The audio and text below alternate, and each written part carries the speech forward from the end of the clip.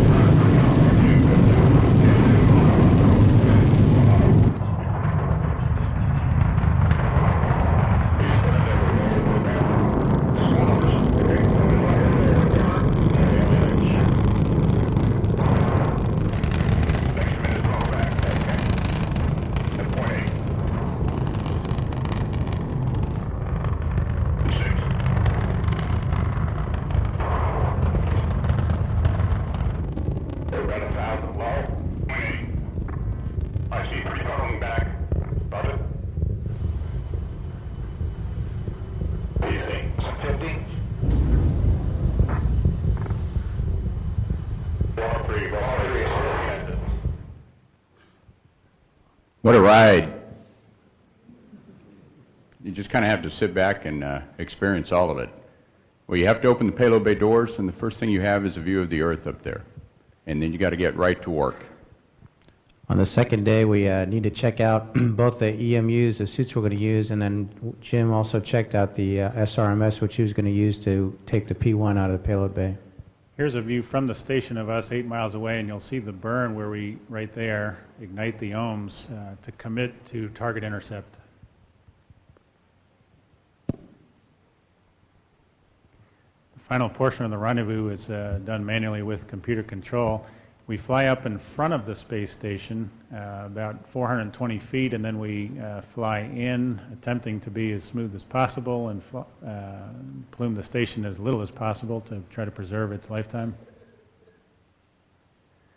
See the rest of the crew with navigation sensors helping me, and Paco being the policeman with the checklist, making sure we accomplish everything.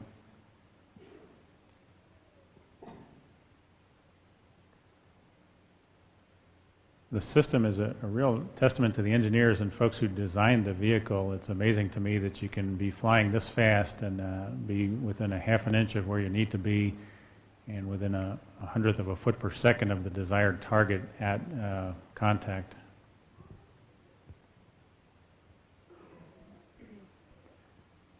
We have sped the video up here. It really is like watching grass go in a Moscow winter, but we... Pretty exciting day for us, and I hope an exciting day for Peggy. I'm crying! Commander, Expedition 6 open gauge. This is very important things. Yes! Valery, привет! Hi guys, how you doing? Yeah. Great job. Congratulations. Great job. Thank you. Very nice. Привет.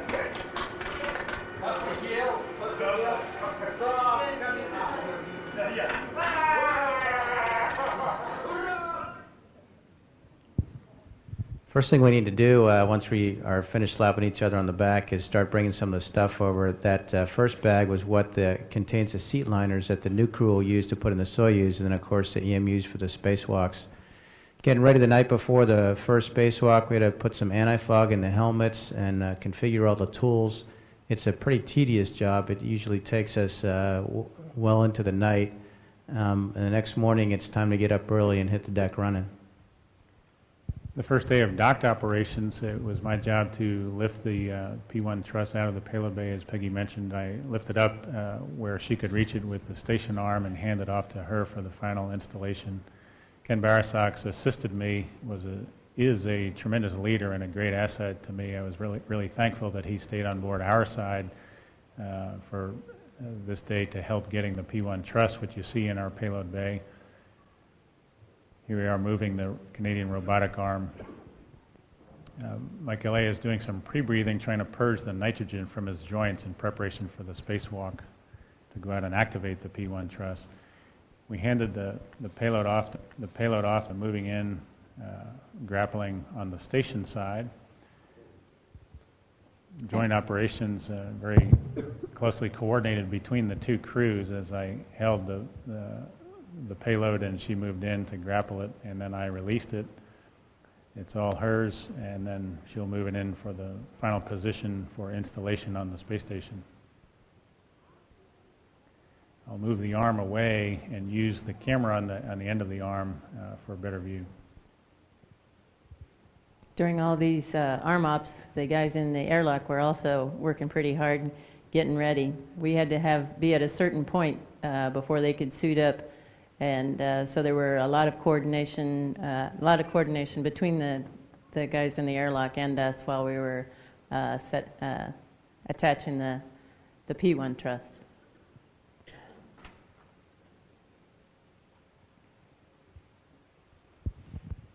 And this is a shot of Don and Paco inside. We're doing the prep. This is where the suit, including the person inside, weighs about 500 pounds, but you can just kind of I'm being guided into the crew lock. And this is Don as he's closing the IV hatch, we call it. And just getting ready to start driving motorized bolt assemblies, MBAs, which actually bolt one truss to the other. And Don working on the robotic workstation as he's driving those bolts.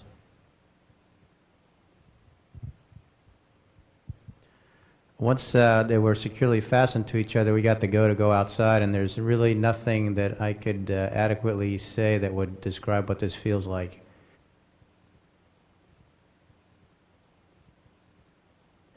You see here the two pieces of truss. This is S0 down here and P1 up here, and the first thing we do is connect the two together electrically while John is reconfiguring the CETA cart, which you saw in a previous photo, so that we can take the launch locks off.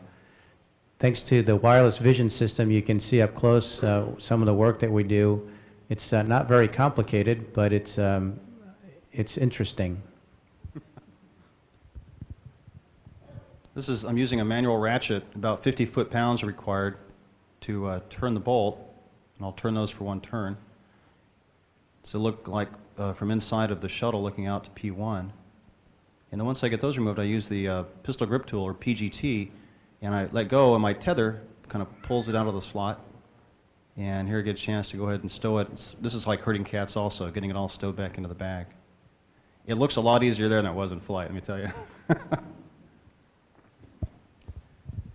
EVA2, the next thing we had to do was connect the two pieces of the truss together hydraulically, if you will. These are what we call fluid jumpers, and they carry ammonia, which is a cooling fluid used on the space station. And you'll see John is handing me the end of them, and then he will join me on the side of the truss. This is what happens when the sun goes down. This is real time. It doesn't take very long at all. Once we get them connected, we open the bail to open the valve to allow the two pieces to be connected together, and this is just sort of an overview of the two jumpers in place.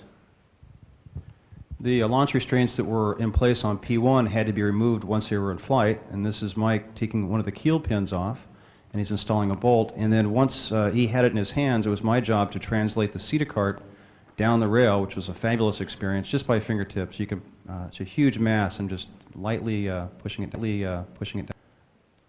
As Mike controls it, we have to take the keel pin, and now Mike will install it inside the truss. And this looks like from one of the cameras on the back of the payload bay.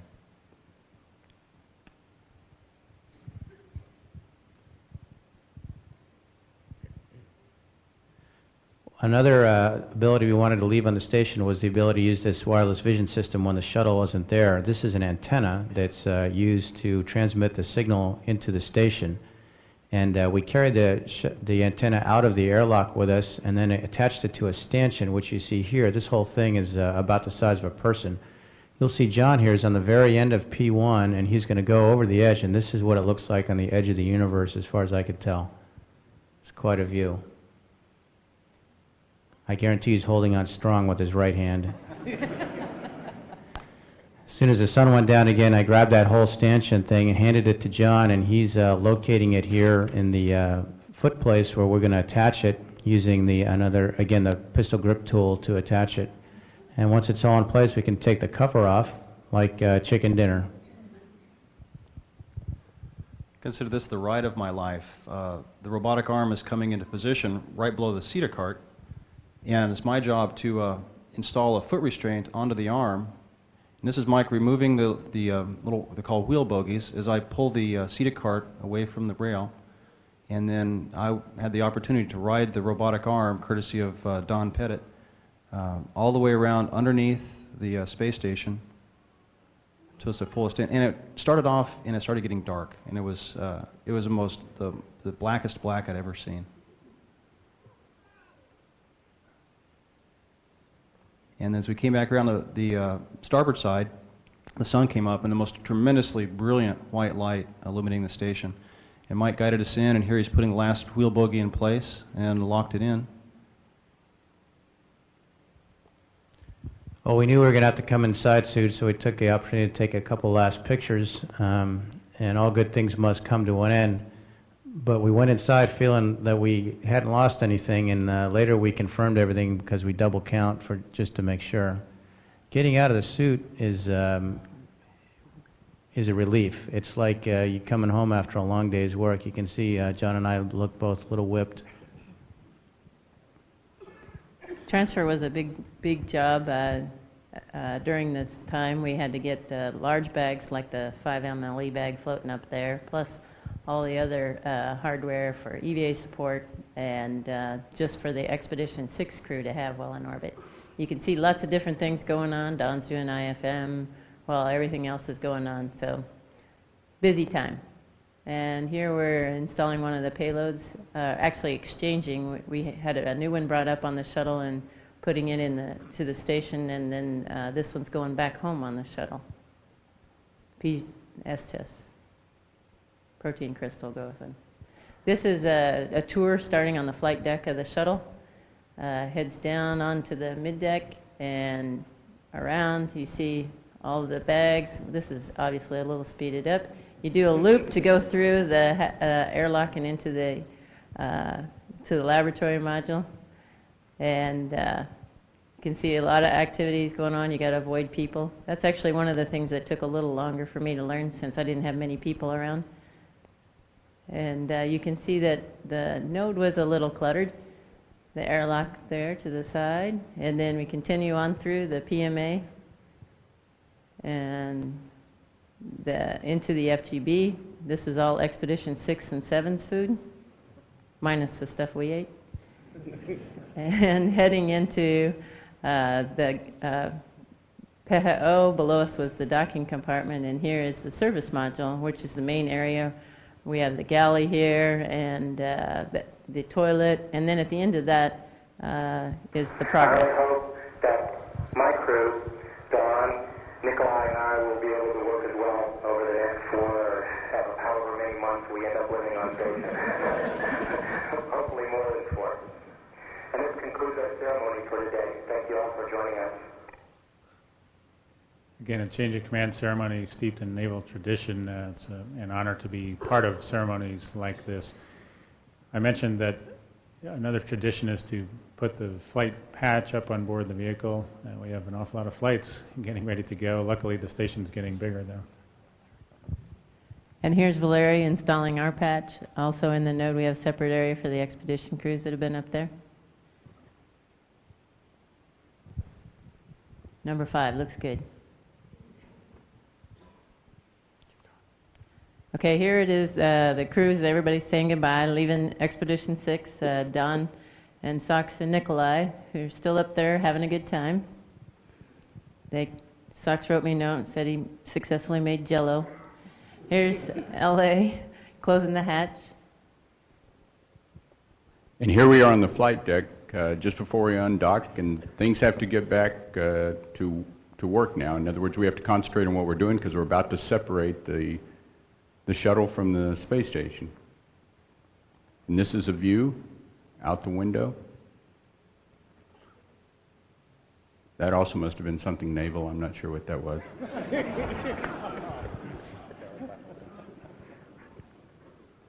I found the undock and the fly around on both flights, STS 111 and 113, to be a pretty emotional time, especially for the station crews, because it's the first time after they've lived there for 5 or 6 months to back away and look at the station and see how large it's grown. It's really a beautiful time to look at the station with the Earth in the background.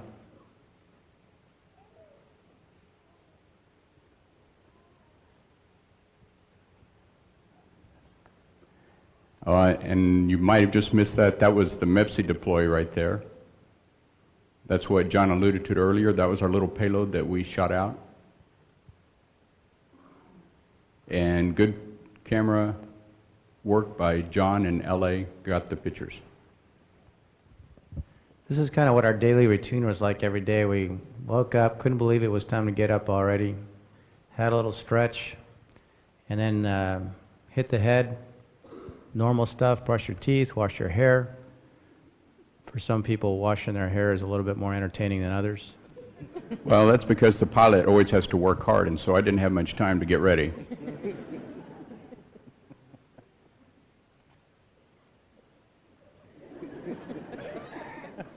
And I'm good. We had the exercise device there was a cycloergometer, a little bit different from the one on the station, but same idea. And here is some more of the just housekeeping that we have to do for the shuttle on each flight. These are LiO cartridges that have to be changed out, and it takes quite a few people to do it. A little physics experiment. If you get the angle of the pliers just right, you can watch the nonlinear motion where it trades energy from the different spin motions. I found a bag of pistachios in the food locker, and surprised my wife had given us a bag of pistachios and Peg the zero-G experiments with pistachios. That's the way to eat right there.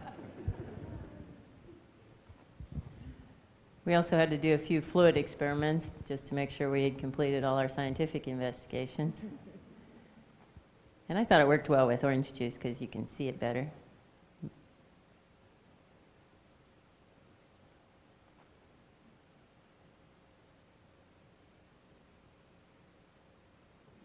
And The commander's nightmare. But a great crew.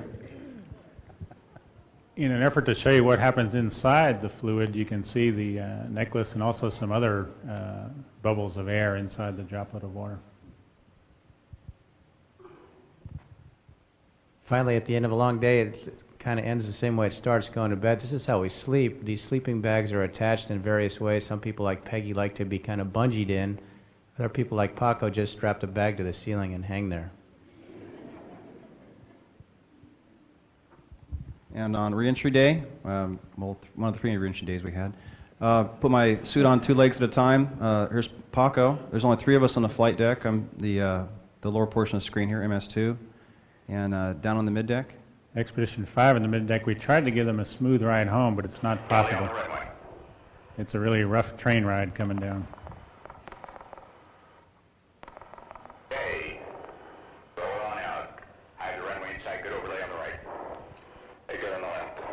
These calls are all Paul helping me.